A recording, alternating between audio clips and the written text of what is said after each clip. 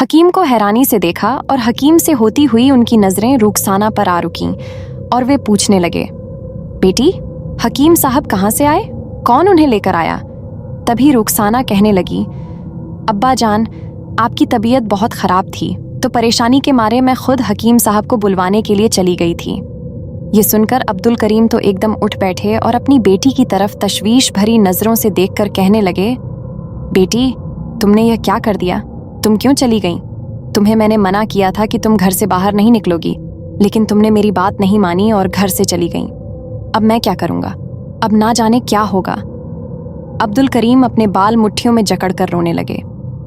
रुखसाना अपने वालिद की हालत देखकर बहुत ज़्यादा परेशान हो गई और कहने लगी, अब्बा जान, क्या हुआ?